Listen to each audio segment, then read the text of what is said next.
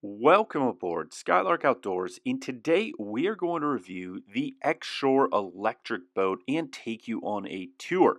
This is the LX 8000 electric boat from Xshore, and you can see it's got beautiful Scandinavian styling. And as you enter the boat, you've got a swim platform and rear entry here, and then you've got your table and two seats, and you've also got some speakers in the rear, as well as you've got the cleats kind of molded into the hull there rather than on the top of the hull to give you that nice clean look around the gunnels of this boat. And then you would just pass your lines through a little port on the side. Now, this is kind of set up like a center console. So as we move to the helm, you can see you've got your helm station and seating here. And what's nice, you've got a T-top there that's going to give you a little bit of shade.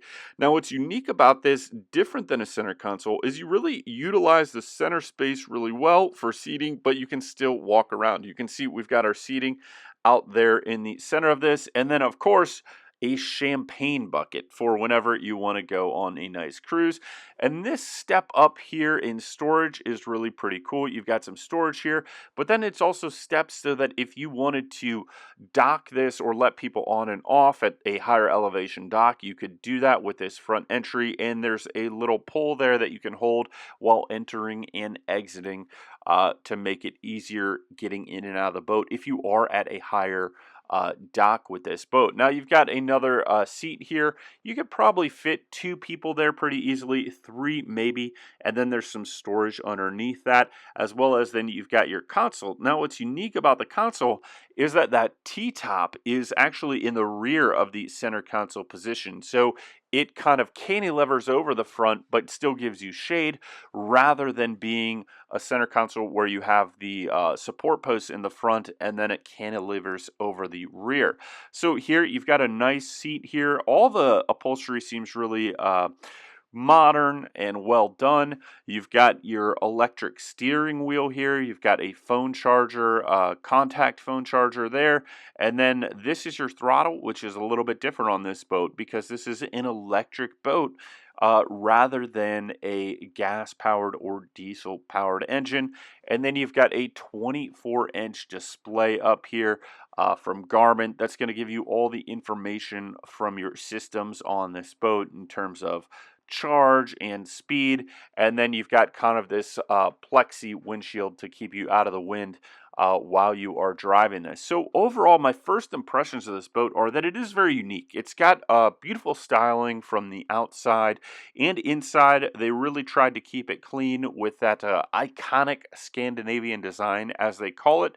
And then you've got nice flooring in here, looks modern, as well as the gunnels have that nice protection on the top. And then you've got traditional fiberglass construction for the construction of this boat. Now, something that is unique is you can see this seat up here in the front. You can actually move that a little bit forwards and backwards. There are rails that mount on, and then you've got some access there as well. So this is the Xshore Eelex 8000 Smart Boat, as they call it. And Xshore has a lineup of different electric boats that are available. Some of the stats on this are that you've got a 170 kilowatt motor, and then you have a 126 kilowatt hour battery. You've got a top speed of 30 knots on this boat, and then a cruising speed around 20 knots for this. It is 26.2 feet long, 8.5 feet wide, and it has a 2'6" draft. Now this is powered with that electric motor, and it is not a drive on the underside like an outdrive that can rotate left and right. What you have is a straight shaft and then a rudder for steering and control of this particular boat. Now in terms of range, if you look on their website, you can see each one of these has a little bit different range depending on battery size and options and everything else. But the claim is that the LX 8000 has a 100 nautical mile range at lower speeds, and then at higher speeds that range can be potentially reduced, as well as different conditions on the lake or ocean or whatever body of water you are on. So if you're on a body of water with big waves, that's going to use more power and more energy.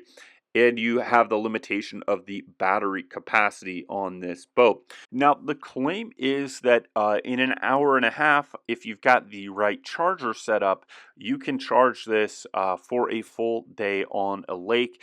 And another claim that is made is that at slower speeds, you'll have basically 20 hours of operational capability on this boat. So let's say you're going like between 6 to 8 knots per hour, you're going to be able to run this for 20 hours. Now, one thing that is unique about electric boats and boating in general is that a lot of the infrastructure for charging up an electric boat is already there if you're in a marina. If you've got a marina with shore power, typically you're going to have 20, 30, 40, and 50 amp receptacles already there if it is a shore power marina with electrical hookups. And that means that you're going to be able to hook that up directly to the boat and charge it up. So it is one thing that you don't necessarily have to worry about if you're using this in a marina. You're going to have a lot of that infrastructure there that you don't typically always have with electric cars, which is pretty nice. And if you were to run out of charge, this does have kind of like a get back home mode where you're limited to a lower speed, and that will give you more range to get back home. But also, if you were able to find a marina with a shore power hookup, you would then be able to charge this up, which a lot of marinas, if you've got larger boats over 20 feet or 25 feet, they're going to have shore power anyways, because most larger boats that are like a live aboard or a cuddy cabin or have air conditioning are designed to be able to have a shore power hookup in order to operate things like your air conditioning, microwave, um, pumps, fans, electronics, and lights when you don't have your generator on. And it's way easier in a marina to run off shore power than it is off a generator, as well as the noise, smoke, everything else from a generator. So most marinas that accommodate, let's say, 20-foot boats and over are going to have shore power. So that can eliminate some of the issues with worrying about range or charging if you did keep it in a marina. Now, if you've got it at a personal dock, you would definitely need to have the infrastructure there or add the infrastructure for shore power, which is a pretty standard thing that if you live in a lake community or around a lake, you're going to be able to find an electrician that is familiar with a shore power hookup and getting power out to a dock so that you could charge this boat up.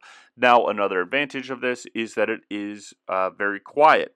You're running an electric motor rather than an outboard, a diesel, or an inboard motor, all consuming gasoline and the sound.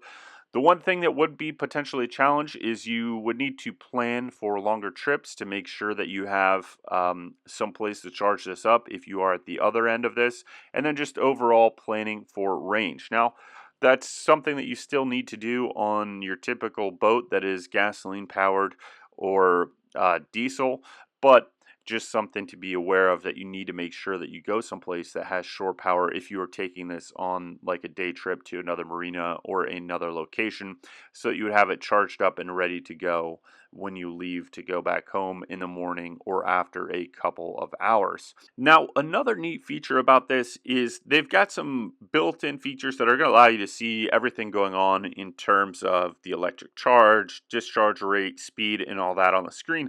But it also has a man overboard feature where if you've got it like programmed with your phone, and you fall off the boat and it detects that you're no longer on the boat, it will automatically shut the boat off so it doesn't drift away from you or keep running away from you, which is kind of cool.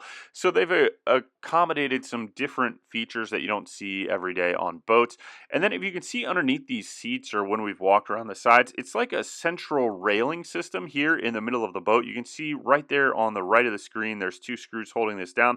And that's because you can get different configurations for this boat in terms of how you want the seating and everything laid out. So it's a track system, and you can have different modules for that layout and configuration in this boat in terms of how you want to place everything for the seating.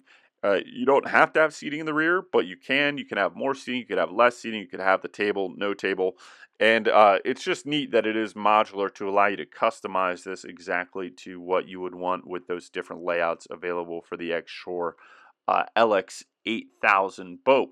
So thank you for watching this review of the Xshore Eelex 8000 electric boat. We hope you enjoyed it. If you got any questions or comments, please check down in the description below. And if you want to support us, subscribe, click on the links in the description, or if you want to learn how to be a better boater or just learn more about the outdoors, we've got some courses to help you with that in the description as well. Thank you, and we'll see you next time.